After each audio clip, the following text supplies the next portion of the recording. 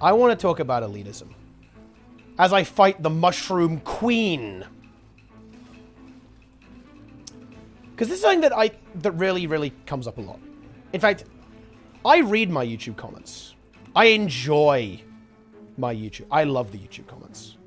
And one thing that pops up a lot is elitism. There's so much elitism in the Guild Wars 2 community.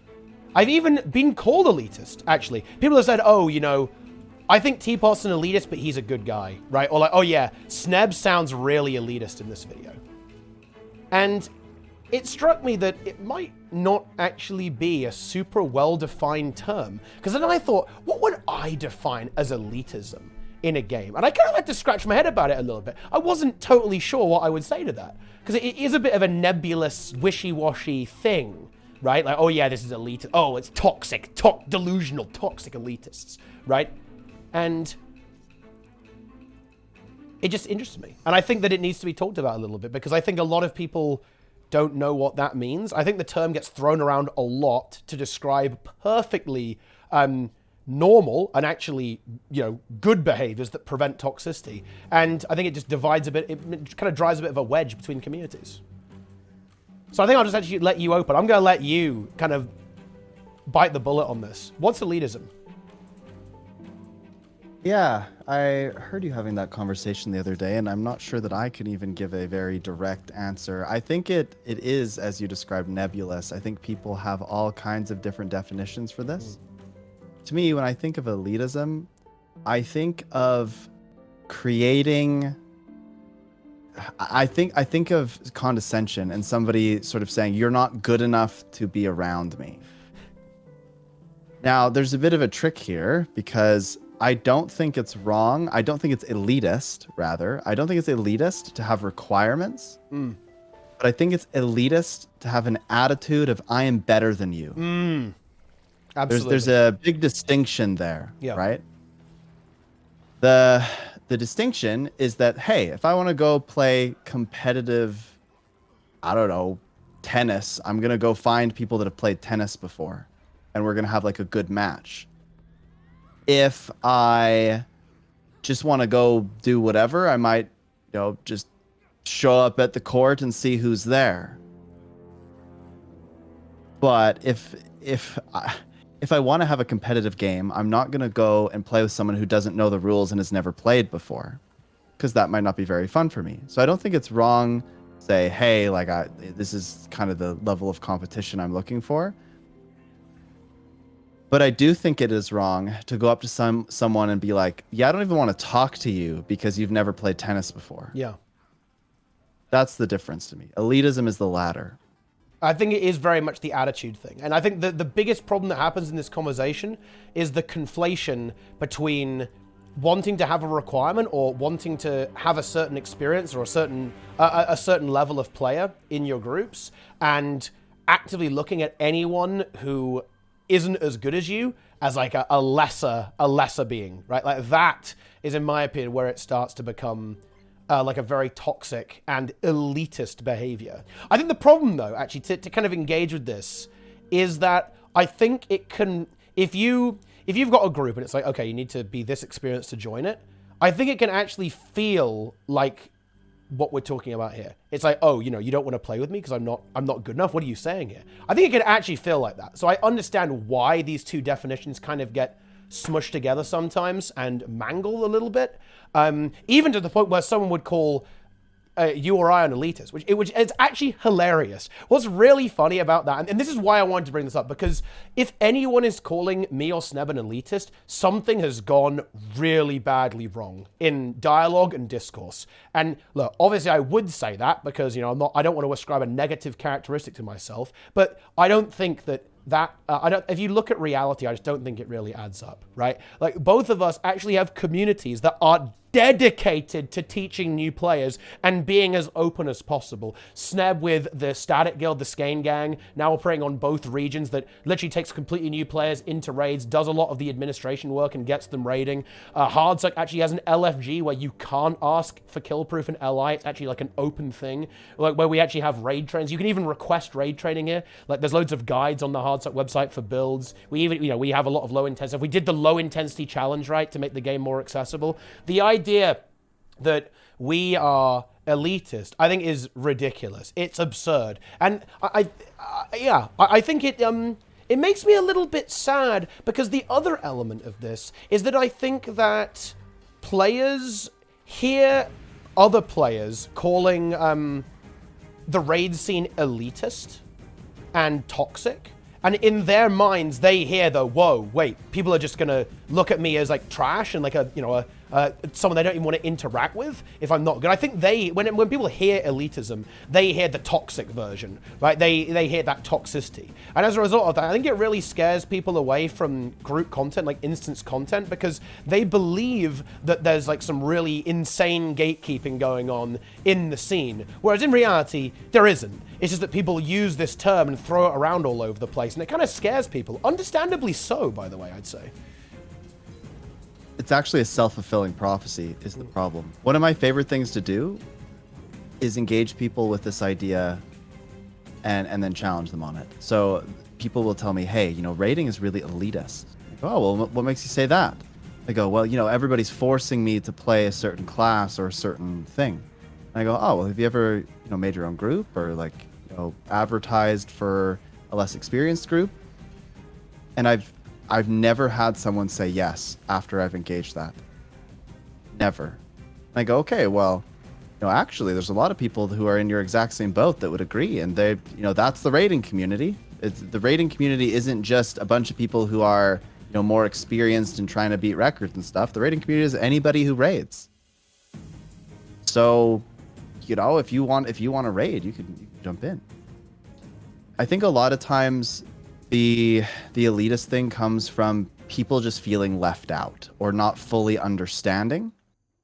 So, they'll see these requirements and they just don't feel empowered, or they don't feel like they have the ability to make their own groups. I mean, that's the whole reason I started the Skane Gang, right? Is because there's a lot of people that were like, yeah, I want to join a group, but I don't know where to even begin, and I don't feel like I have the capacity to do that. As soon as you remove that barrier and you put people in groups, you've got friendships forming, people are having a good time, everybody's on the same page, and generally people have a really good experience in instance content.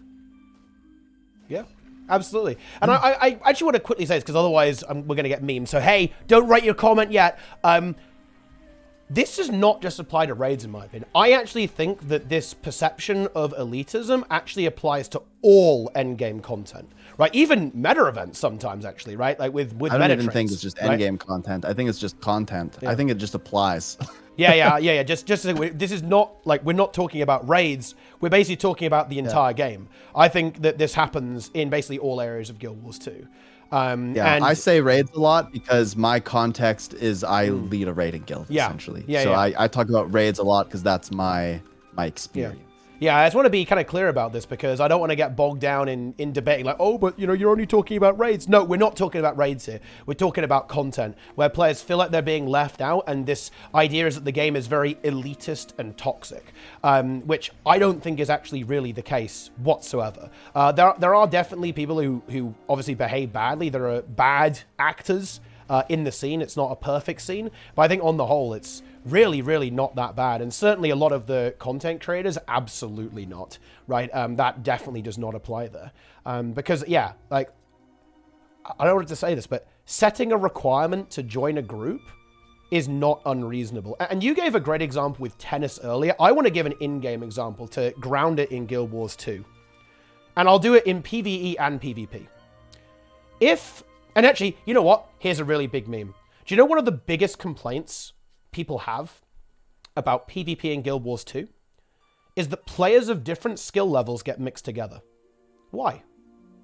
True. Because it's extremely unfun for both parties. This is the key thing to understand here. It is not fun at all for a silver player to play against platinum players. In fact, it's a horrible experience. And it's also really, really unfun for the platinum player to play with silver players.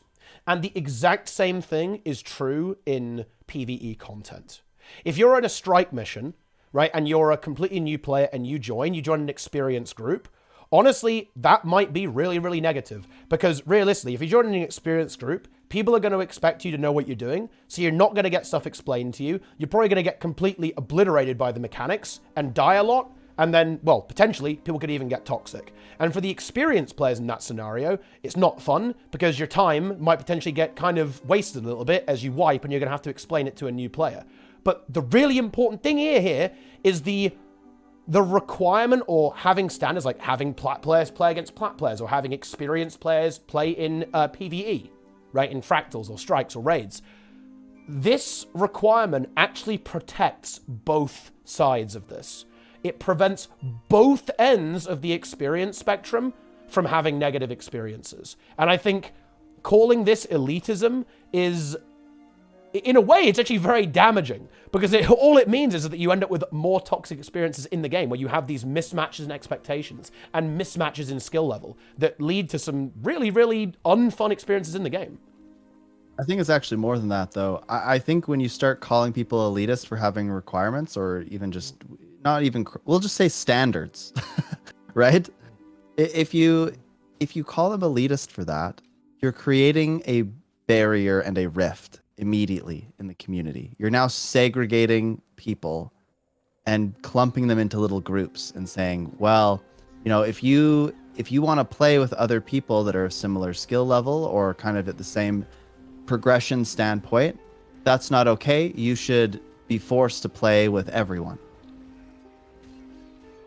I think that, yeah, like you said, that's not necessarily very healthy. I think it's important to have mixing of experience levels, though. I think it is, and that's what open world is really for and the trading, most part. Trading communities, obviously. Open trading communities, by the way, which multiple exist, including mine and including Snebs, right? This is not like some kind of mythical, you know, funny handshake club, right? Yeah. But if you want to go out and engage in any of those things, the door is usually open.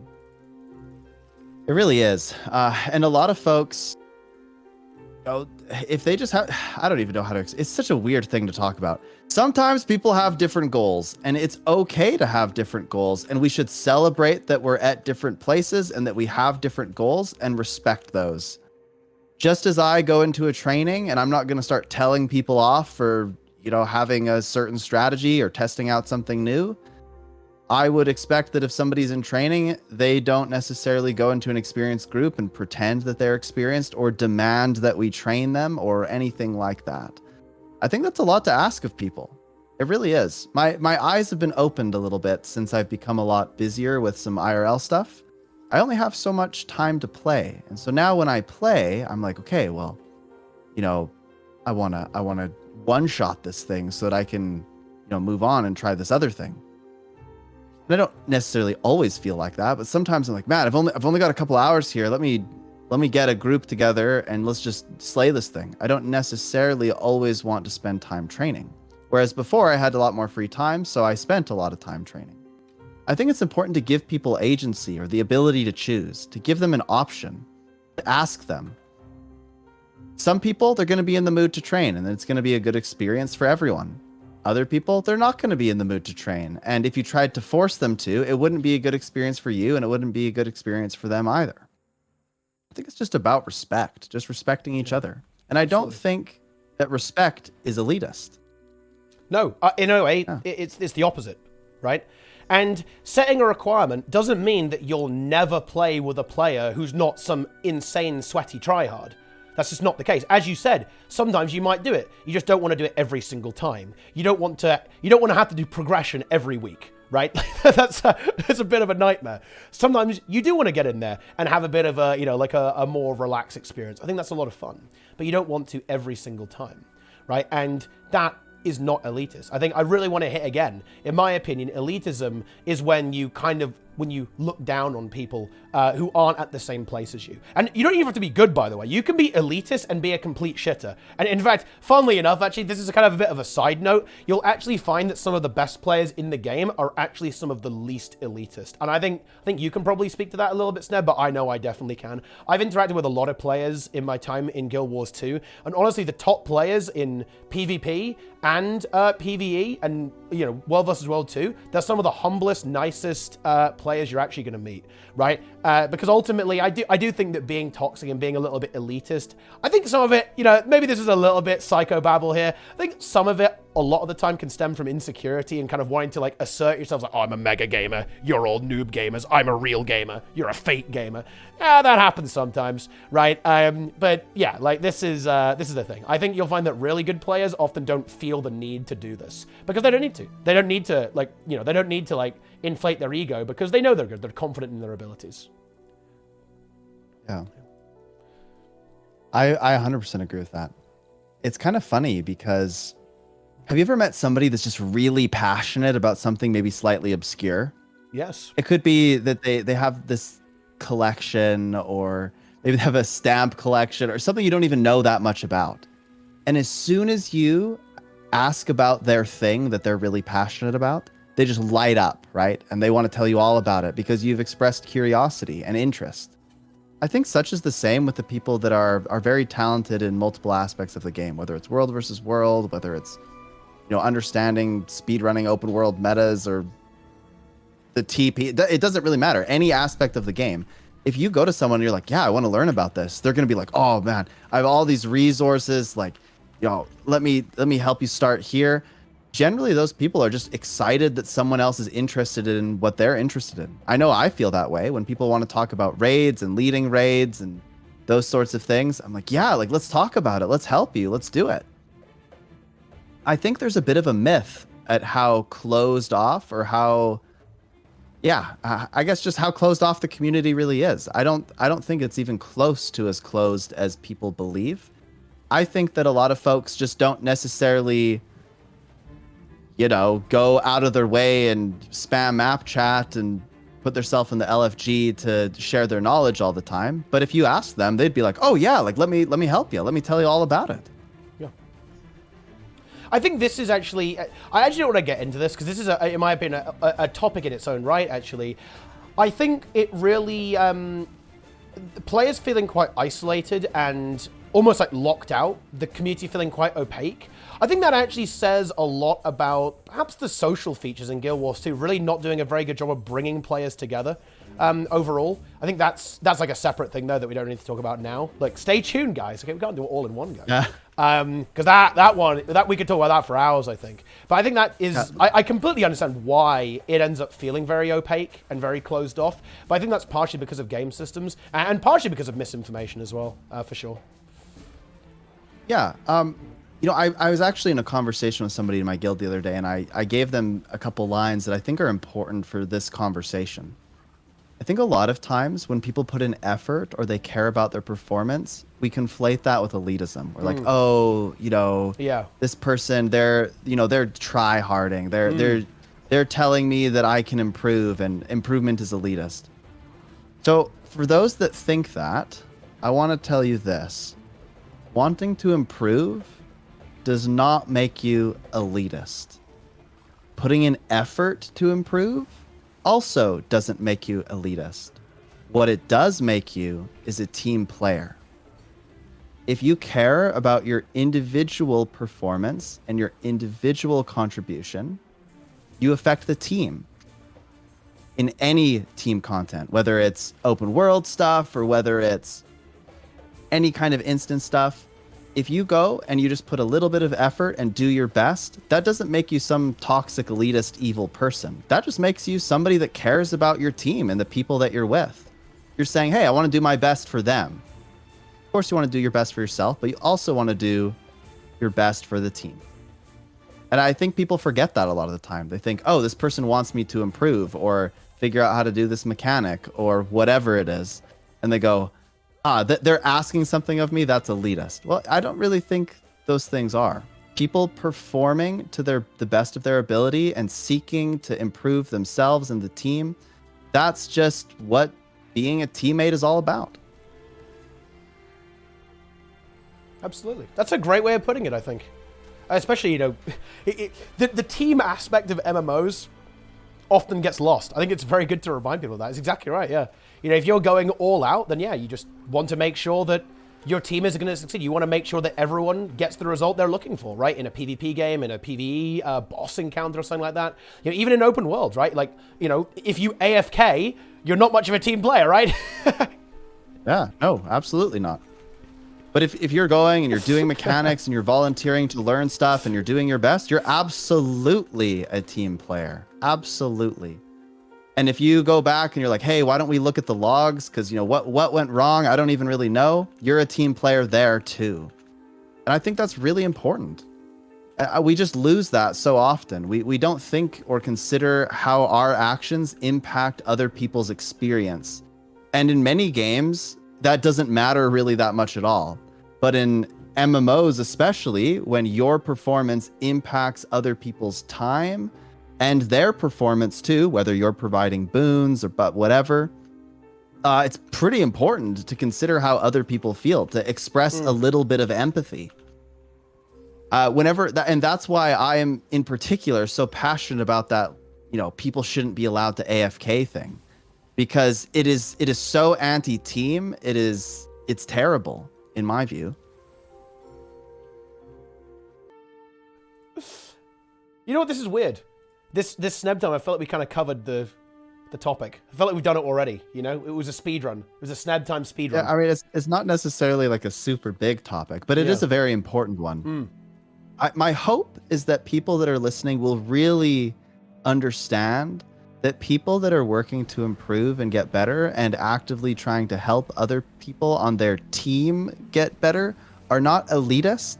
They just care about their team and the people around them. They're just being nice. And that might be difficult, I think, to understand that if somebody gives you feedback, it's not necessarily because they don't like you or, you know, they're mad at you. It's because they just want to help.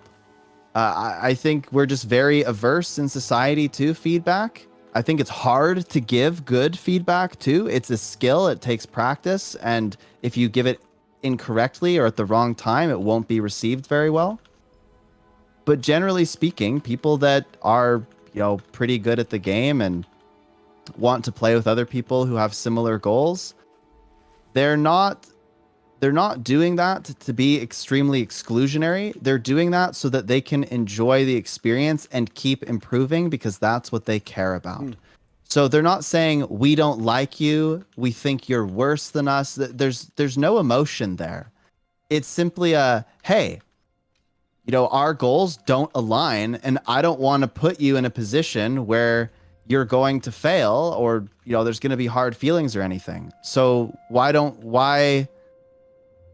would we put you in a situation where you're not going to succeed or where there's going to be hard feelings?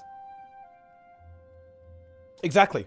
It's all about avoiding these scenarios. And I kind of, you know, I touched on this a little bit earlier, and, you know, Sneb, he rounds it out, he hits it, he brings it home.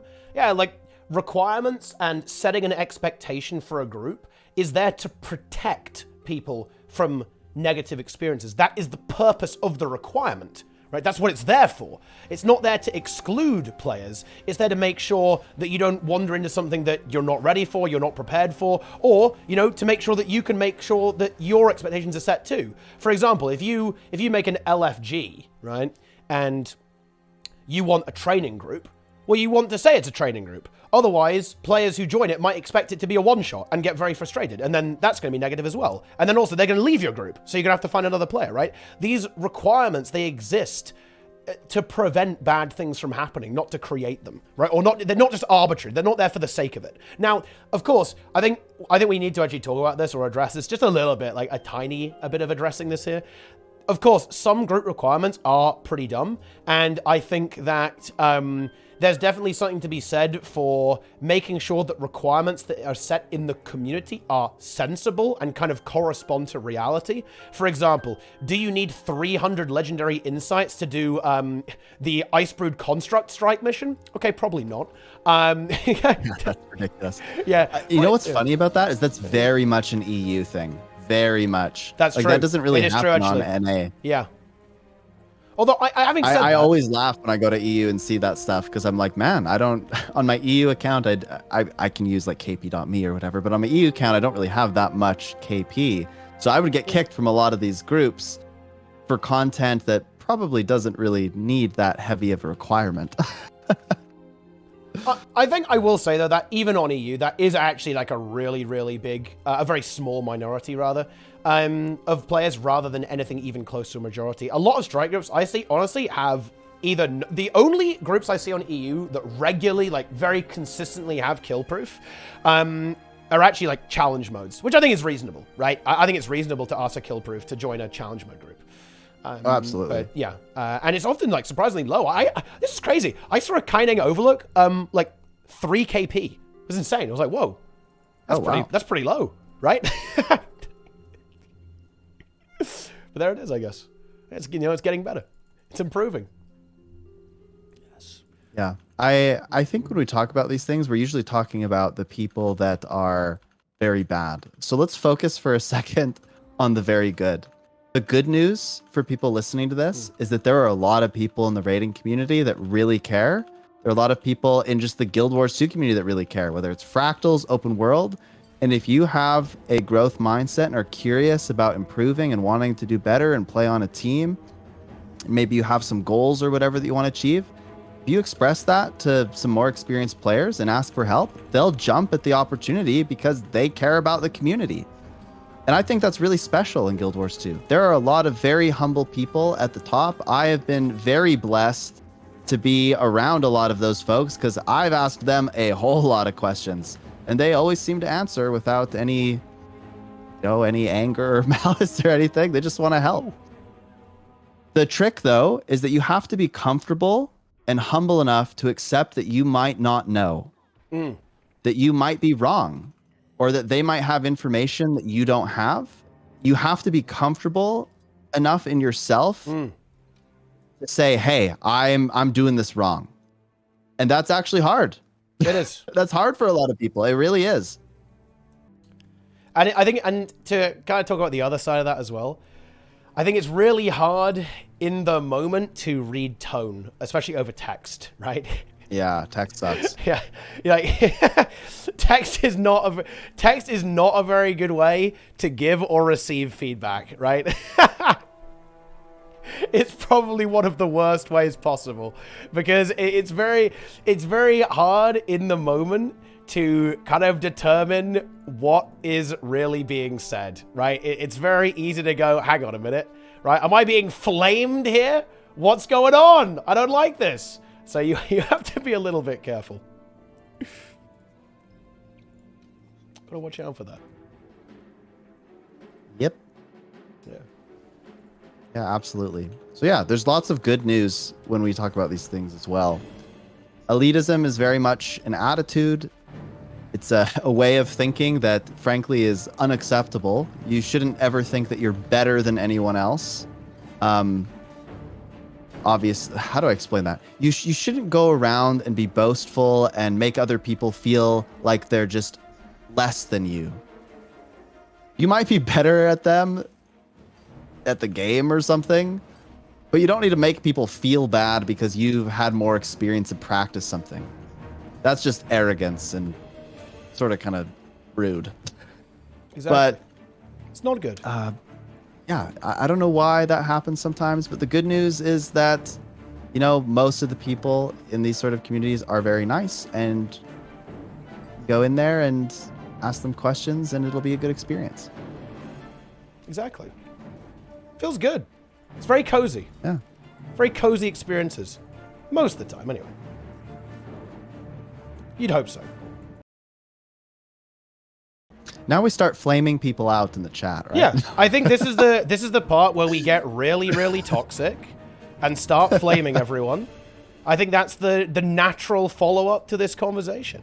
And honestly, I like it. In the chat, you must ping it. 250 KP from each end boss of each raid wing to stay in the chat.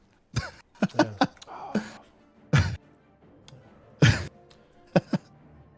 David, what are you doing? KP.me or kick. Yeah. That is a joke, by the way. It is a joke. Oh dear, Snub. That's definitely going in the video.